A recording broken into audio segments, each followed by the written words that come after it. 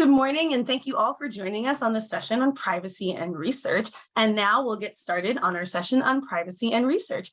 Take it away, Catherine and Michael. Thanks, Catherine. So I'm Catherine Georger. I am the Chief Privacy Officer and Associate General Counsel for the university. And Michael, I'll let you introduce yourself. Thank you, Catherine. Michael Good. I'm the Privacy Program Manager. Great, and we'll jump right into our presentation on privacy and research.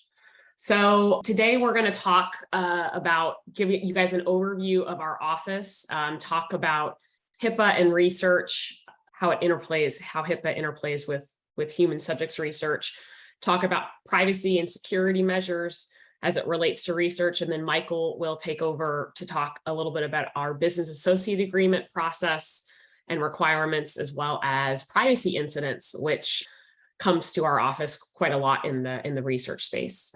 So the Institutional Privacy Office sits under the Institutional Integrity and Risk Management arm that was created in late 2020. So it's kind of hard to see on the presentation. It's hard to see on the presentation, but that blue box, it represents our current office. So I'm at the top there. Michael's our Privacy Program Manager, and we currently have one privacy analyst, but we are in the process of hiring 3 additional FTEs, which is great. So we can continue to provide important services to the entire university. So let's talk a little bit about the services that our office provides. So as many of you know, there are various federal, state, and international privacy laws and regulations that apply to different types of protected information. So whether it's protected health information or personally identifiable information, or in the context of GDPR, personal data, our office has responsibility for oversight of all privacy related matters related to that data. That also includes FERPA, so student data, as well as employment data. So our office, as any compliance program, our privacy compliance program, we operate under the 7 elements of an effective privacy program. So we obviously have a central staff, centralized office and staff. We are governed by certain policies and procedures, and we provide advice and consultations on appropriate use disclosure related to the amounts of data, how to implement reasonable safeguards, and implement data management plans related to protection of sensitive information. We also serve an important role in both developing and revising notices of privacy practices. So, for example, HIPAA has a notice of privacy practices requirement. So does GDPR. We're in the process of updating the university's privacy statement related to our general privacy statement and privacy practices.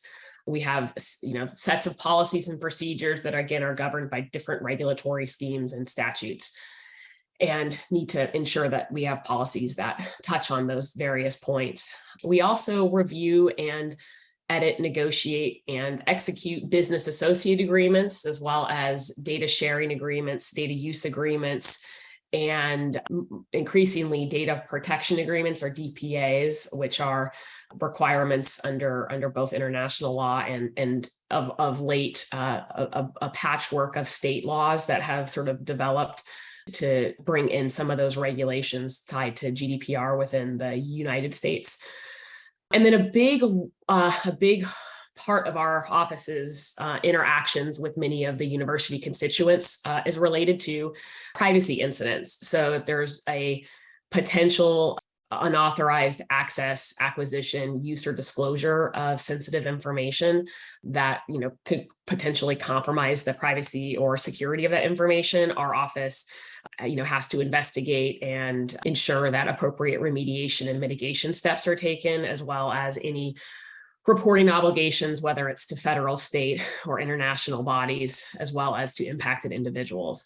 And then finally, we do trainings like this training, as well as annual trainings tied to HIPAA and other types of regulatory schemes. So HIPAA and research specifically, what are the HIPAA rules? So there's really 3 main rules that kind of operate under HIPAA that you're probably very familiar with. There's the privacy rule, the security rule, and the breach notification rule. So the privacy rule is what really regulates the use and disclosure of information.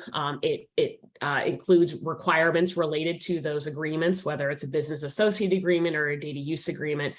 It also outlines what individuals' rights may be with respect to their protected health information. So that's typically what you see in a notice of privacy practices when you visit a physician or other healthcare provider. After you get what's called an NPP or a notice of privacy practices, and you have certain rights of access, amendment, or accounting to the data that's contained there. The security rule governs the electronic protected health information. So EPHI is a subset of protected health information, which is governed by the privacy rule. And the security rule really is focused on availability, confidentiality, and integrity of EPHI. So thinking about data in transmission, electronic data in transmission and at storage or at rest. And then finally, the breach notification rule is the newest rule that was first developed in 2009, but then finalized in 2013. It's our newest rule under the HIPAA scheme. And it now there's a mandatory notification requirement that we as an institution have to notify impacted individuals, as well as the Office for Civil Rights, which is the enforcement arm of HIPAA. So who is covered under HIPAA? So healthcare providers, health plans, and health clearinghouses are the first kind of group of covered entities, and they are called under the statute covered entities. But not all healthcare providers are actually covered under HIPAA. That's often a misnomer. It's only those healthcare providers that engage in something called standard transactions that are governed by the HIPAA transaction standard. And so basically what it means is that those healthcare providers who electronically bill either government or commercial payers are typically subject to HIPAA.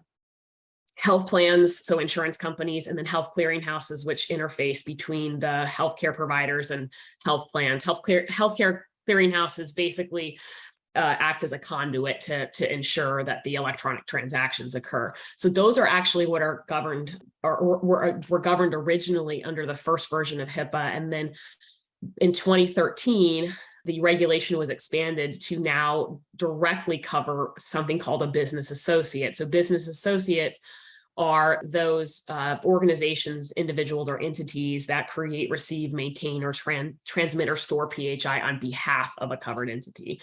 So the University of North Carolina at Chapel Hill, like many academic medical centers, is a interesting sort of type of entity. It's something called a hybrid entity under HIPAA.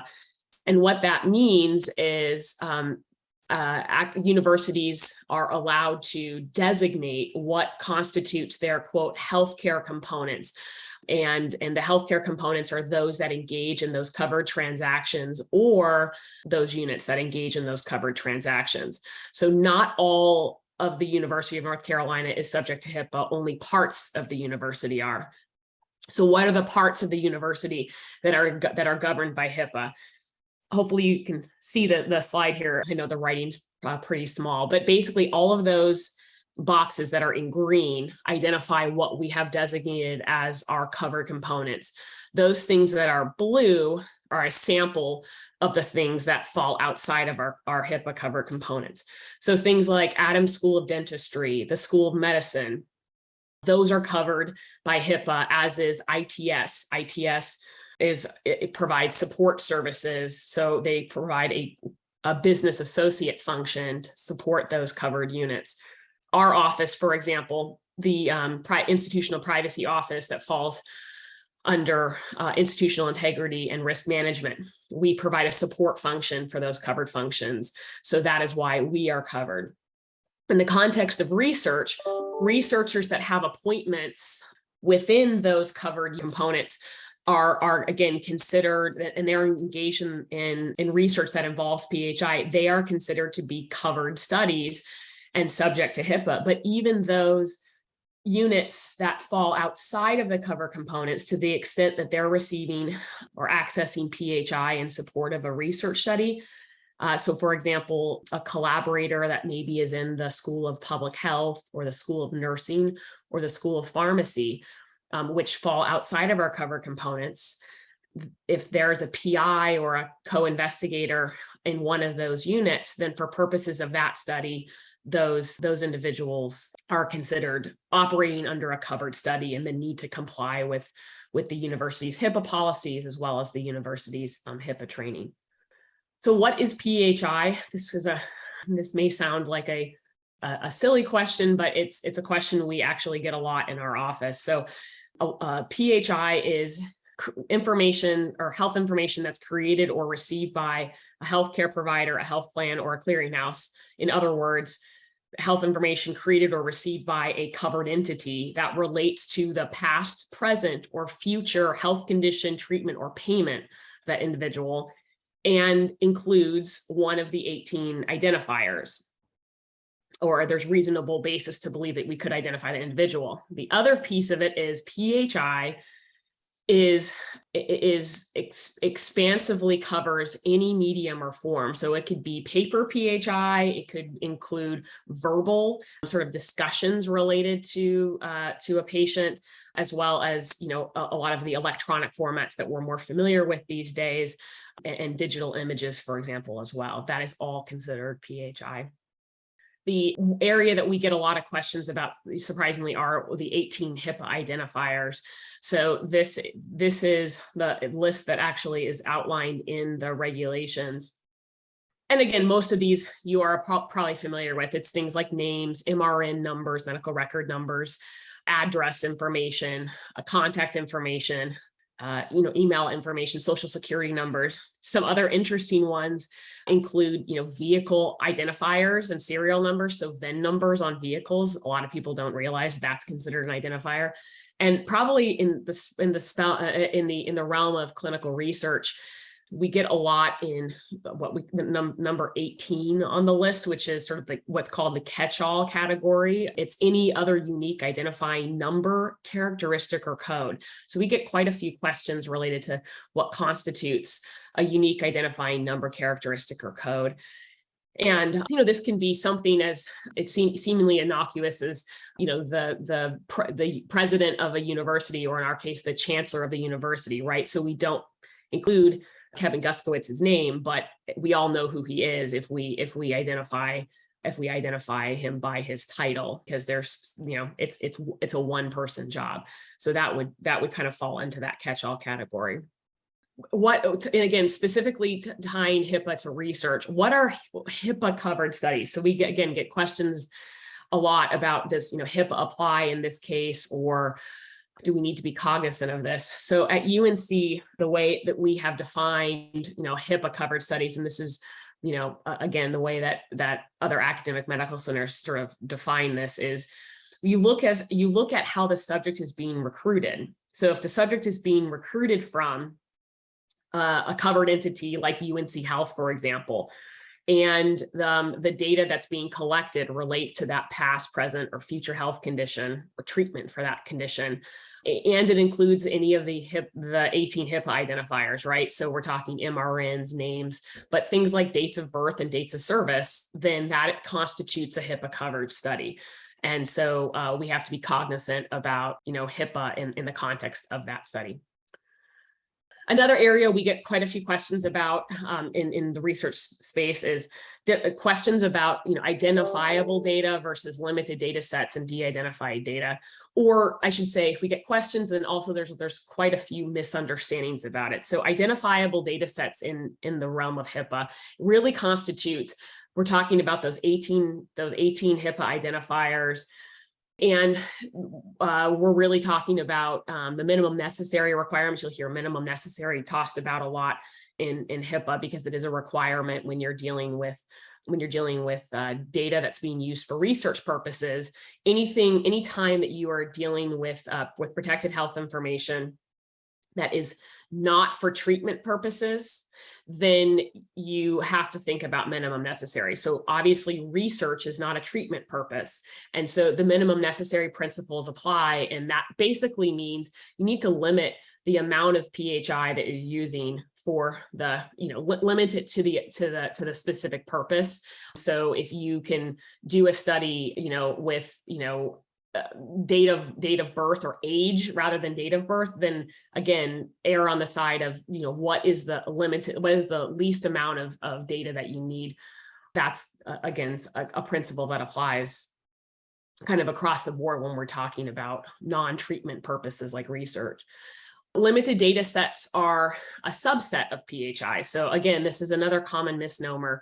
Limited data sets are still considered PHI. It's just a much more, it's a less risky type or subset of PHI because of the nature of the data. So a limited data set includes, it's been stripped of all of the direct identifiers. So things like name and MRN have been stripped off, but it does leave indirect identifiers that include dates of certain, dates of any kind, which includes dates of service, dates of admission, dates of birth, dates of death, as well as certain geolocation data. So it doesn't include the full address, but it includes, city, state, county, and zip code.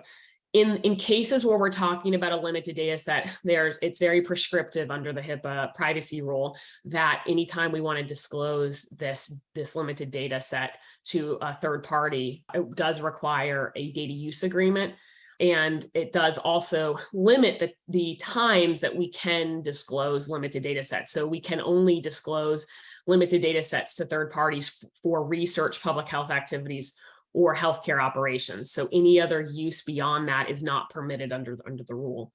And then finally, de-identification, de-identified PHI. So de-identified PHI is not considered PHI. And so it's not subject to the HIPAA rules anymore. So there's two ways to de-identify data. There's one that's referred to as the safe harbor method, which is stripping the data of all 18 identifiers. And then the alternate way, which is rarer than the safe harbor method, is the expert determination method. So this is where you hire a third-party statistician who does a risk-based analysis that the risk of re-identification is, like 0.0001%, right? So they have to certify that the risk of re-identification is low. So in terms of HIPAA, in terms of when does it apply, at what stage within the research life cycle, it really applies anytime we're talking about using or creating PHI about living subjects, prep to research, so in advance of preparing for your study, at the recruitment stage. It does also apply, unlike the common rule, HIPAA still applies to deceased subjects, deceased patients that are 50 years, that have been deceased for 50 years or less. And then the HIPAA privacy rule, as I indicated in the prior slide, does still apply to limited data sets, albeit it's a lower risk than a fully identifiable data set. The HIPAA privacy rule does not apply when we're talking about de-identified data.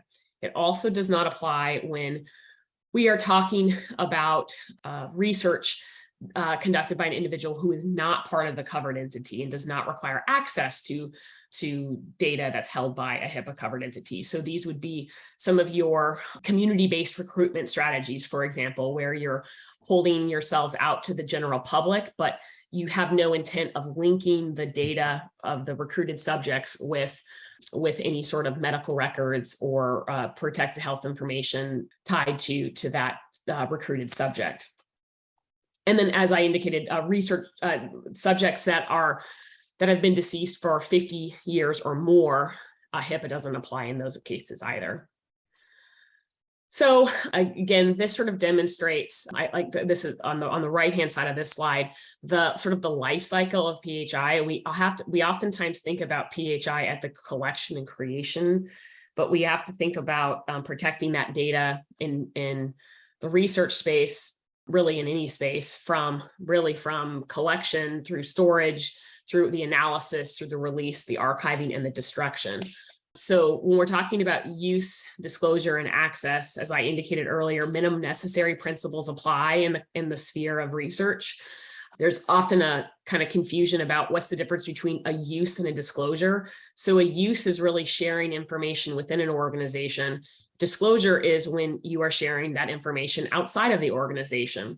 So in the context of the University of North Carolina at Chapel Hill, on the prior slides where we talked about the fact that we're a hybrid entity, a use would be sharing of information among the covered components. A disclosure would constitute sharing of that information with a unit that falls outside of those covered components. So in the case of a study that perhaps originates in the School of Medicine, but then is going to be shared with SHEPS or the School of Public Health, for example, that's considered a disclosure. And so we just have to be cognizant that different rules or regulations apply in those cases. So the general rule is that individual authorization is required for things like marketing, sales of PHI, and research. However, there are certain exceptions. And one of those exceptions is that an IRB can issue a waiver of that authorization requirement depending upon the criteria. And I'll get into that in some subsequent slides. The other things to keep in mind too is I noted this a few slides back as well. So the notice of privacy practices it outlines very clearly for patients what your rights are. And in that notice of privacy practices, it highlights that, the general rule is we're going to get your authorization, but there are some instances where we don't have to get your authorization.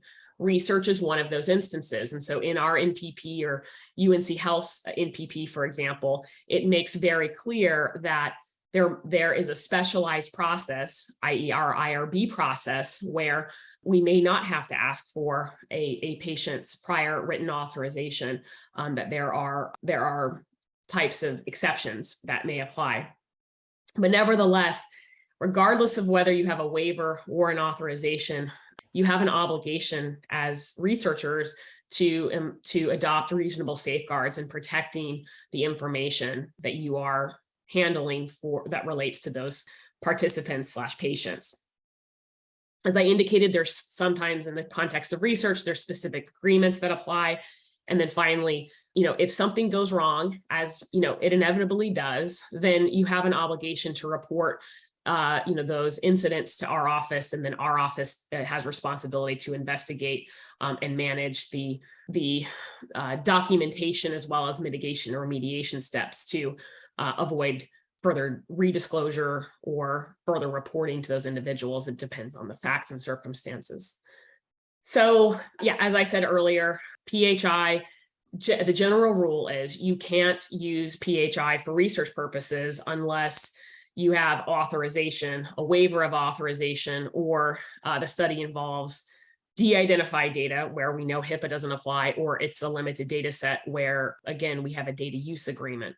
So the authorization requirement. So at UNC Chapel Hill, we have the notorious HIPAA authorization that is the bane of many people's existence, including our offices. I'll be candid, we're working to make some revisions that the current HIPAA authorization for research leaves a lot to be desired. But right now, the process is we have a standalone HIPAA authorization that's independent of the informed consent form.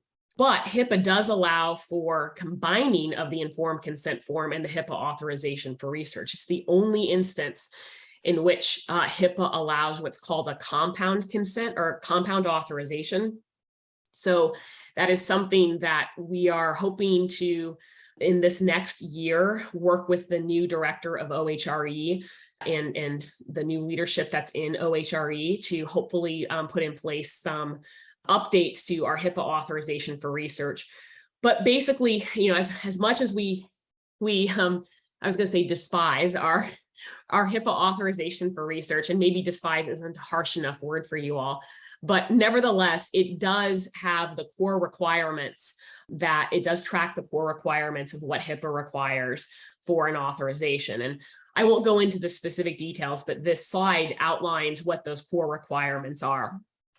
And so, at the end of this is that generally we need to have a signed copy of the authorization for prospective research and prospective research cases. And there are obviously are exceptions to that. There can be alterations of that, and verbal authorizations can be accepted in limited circumstances. But again, those are few and far between.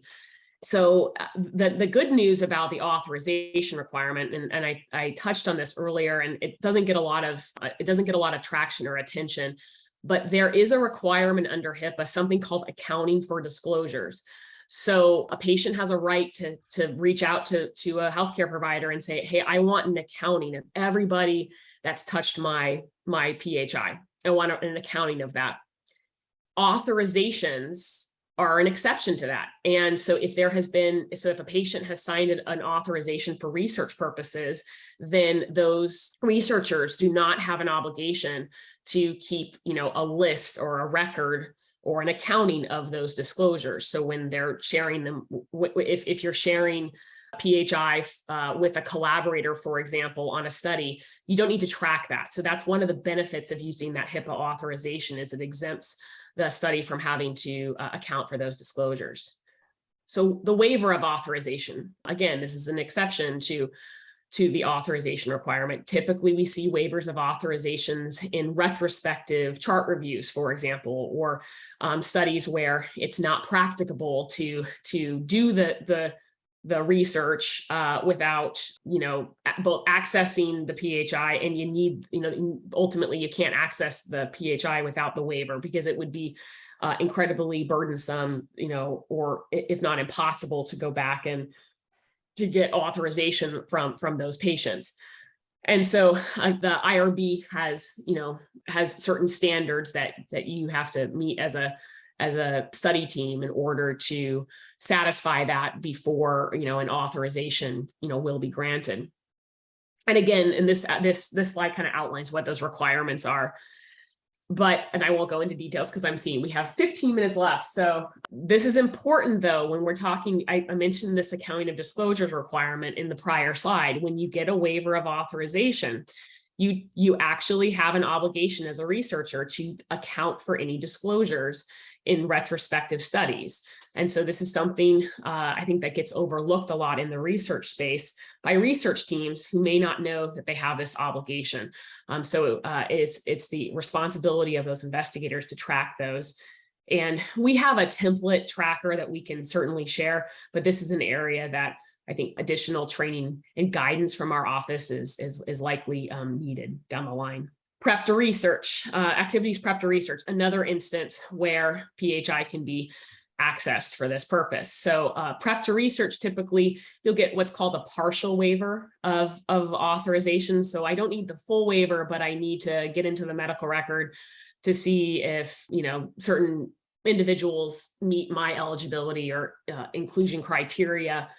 And so you may get a partial waiver for the purposes of doing that prep to research activity. And then, once you've identified your pool of subjects, then you obviously will get consent before, consent and authorization of that subject. So those are instances with prep to research. Importantly, when we're dealing with prep to research, you may not remove the PHI from the covered entity. That's what the rules require.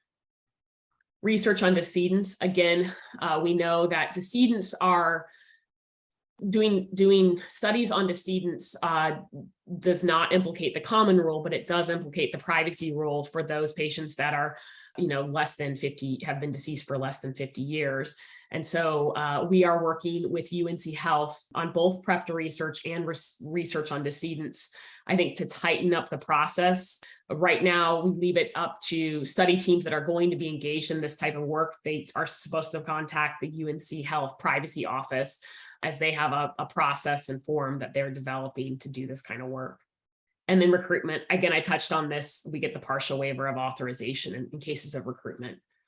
Exempt studies. I think the only thing I'll say on this is just because a study has been marked exempt by an IRB, that exemption is for the common rule. It doesn't necessarily mean that the study is exempt from HIPAA requirements. So you may be required to meet certain requirements under HIPAA such as getting an authorization or a waiver of authorization.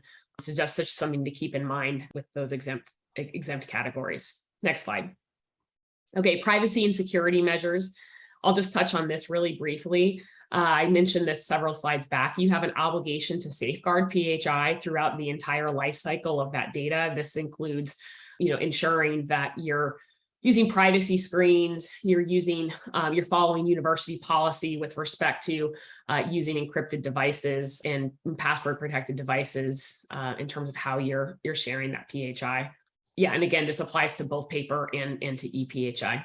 I'll say one point on this because we're seeing a lot of this type of activity. So in the current IRBIS application, you have an obligation when you're handling sensitive information, tier 3 or level 3. There's different policies within ITS and within the Vice Chancellor for Research in terms of how we're classifying it. But regardless, when you're dealing with protected health information or identifiable data for research subjects, you need to ensure that you are complying with university policies, and that includes ensuring encryption of your electronic devices, and that you're taking certain privacy and security measures and precautions to safeguard that information. So, maintaining paper PHI like authorizations in locked cabinets within locked offices and those kinds of things.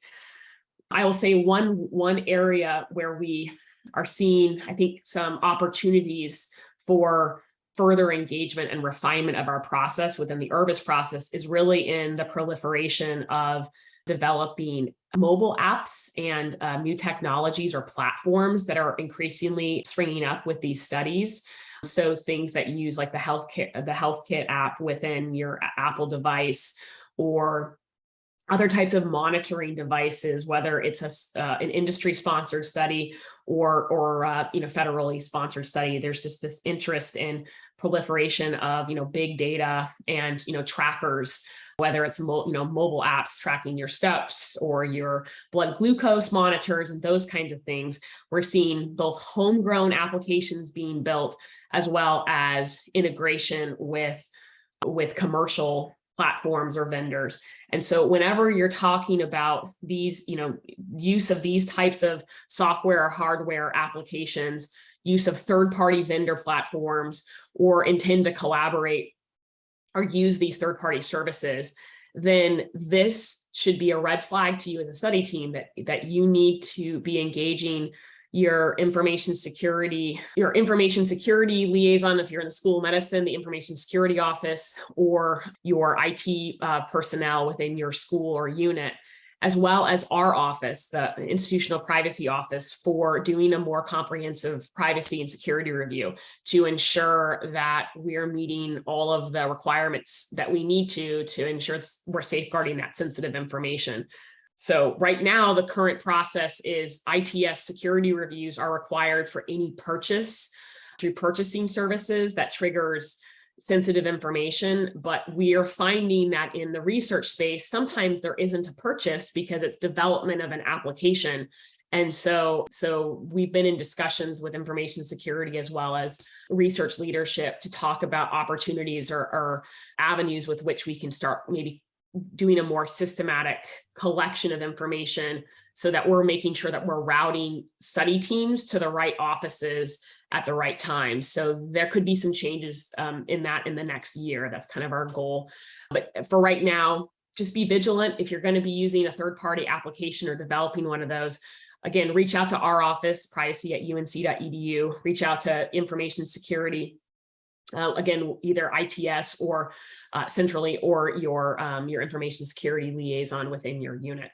And then again, unencrypted communication, I think everyone's pretty versed in this point, is so the security rule applies to transmission as well as storage of any ePHI. And so since October of 2020, we have an addendum for our informed consent form for unencrypted communications. So I think you all should be pretty well versed in that. But if there's questions, this slide can be a good resource for you, and you can certainly reach out to our office.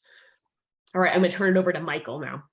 All right, let's see if I can do this in 6 minutes. I might eat into everybody's Q&A time, so I apologize for that. but business associate agreements. So generally, what is a business associate agreement? The main thing I want to point out on this slide is that these are not standalone documents. What they are they're ancillary agreements that go along with an underlying services agreement between a covered entity. So think of UNC, one of UNC's covered components, and a business associate. So a third party that's performing some type of covered or regulated service on behalf of the UNC covered component. But again, these are not standalone documents. They are essentially exhibits to an underlying services agreement, which is important. So Catherine briefly touched on who are business associates. Again, we're thinking of in the context where UNC is serving as the covered component, but they're third parties who are performing certain services on behalf of the covered entity. And if you look at the bottom of this slide, it includes what those covered services look like. And we've bolded a couple of those that are the most common: cloud storage, data analysis, data aggregation. Another common one is transcription services.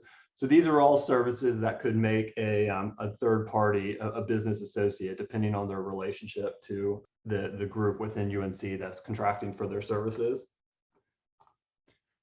For those of you that are visual learners, here is a kind of a diagram of when a BAA might be needed. So UNC Chapel Hill covered component is engaging the services of a third party to perform some type of covered service, and it involves PHI. In those scenarios, a BAA is likely required, and so you'll likely be in contact with our office.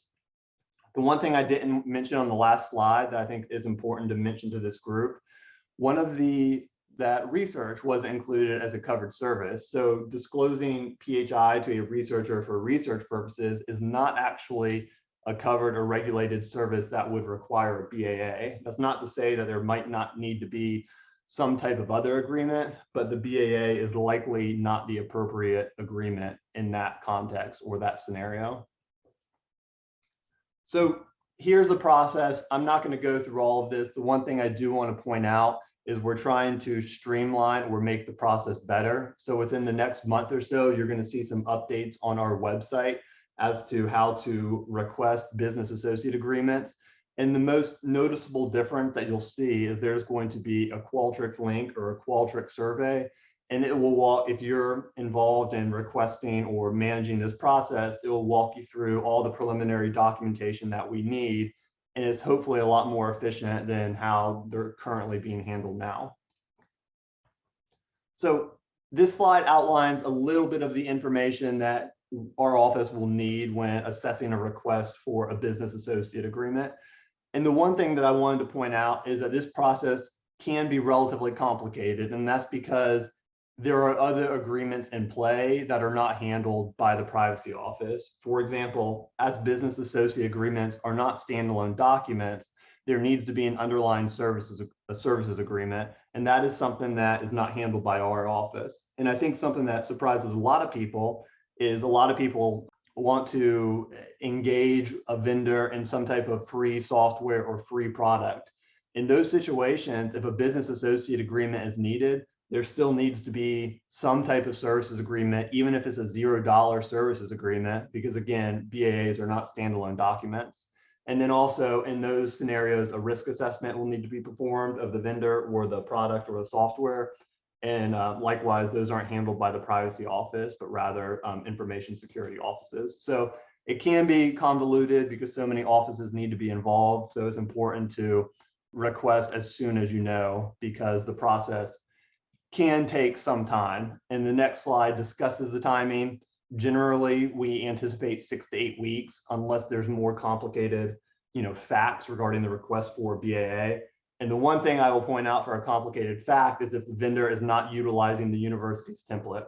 And so in situations where UNC is serving as the covered component, the vendor should be working off of the university's template, because it's our expectations as to how they can use and safeguard the information. So that's why it's important to use our template. And privacy incidents. With 1 minute, I'm just going to focus on some highlights. The one thing I wanted to point out here is, so not all privacy incidents are breaches. And a lot of times our office will get reports where somebody says, hey, there's been a HIPAA breach, we're letting your office know. I would steer away from that type of language. And because you can see this diagram on the right-hand side. So not all incidents amount to a breach, and to determine whether or not something is a breach, there needs to be an independent risk assessment that's done by our office to see if it meets the threshold under HIPAA or any other, regulatory reporting requirement. And the one reason that we don't want to call something a breach prematurely is because it could create an inconsistent, paper trail if we're later audited. And, when we determine something's a breach, it also triggers some timelines or time requirements. So we don't want to say something is a breach and then it takes us, 2 or 3 weeks to figure out the full facts to reach that conclusion, because then it looks like we've now, are kind of delayed by 3 weeks, which can create some problems. Reporting, privacy@unc.edu is your best friend. I know this is a research group, so if you're involved in human subjects research, typically that goes in through a PRI. OHRE does a great job of forwarding those to our office. The one thing that I would point out is OHRE's policies on PRIs, that those need to be completed within 7 days of learning of the incident. That's really important for incidents because we have to investigate these as soon as possible. We have to take actions to mitigate the incident as soon as possible. So we certainly don't want a delay in getting that information into our office so we can begin doing what we need to do on our end from a privacy perspective. And here, this is the last slide. Here's a little bit about what we do in the privacy office when handling these incidents. So we receive the report, and typically it's a general overview of what happened, and our office will deal with whoever reported it and try to get a more, clear and concise description of the incident. And so typically that involves a lot of questions from our office.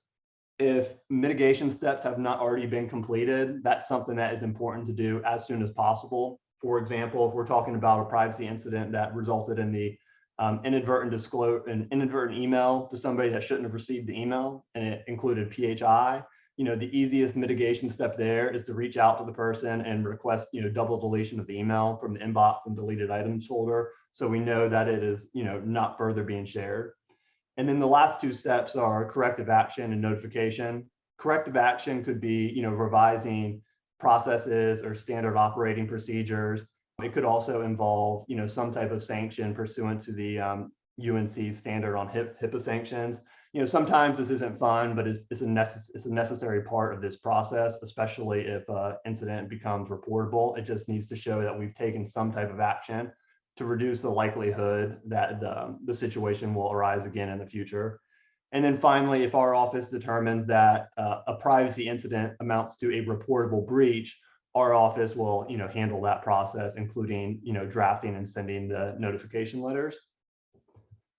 So with that said, a little bit over time, but that's everything that we had. That's kind of the Cliff's Notes version of business associate agreements and privacy incidents. And I would say I could turn it over if there's any Q&As, but I know we've already ran over our time a little bit, but thank you everybody for kind of tuning in.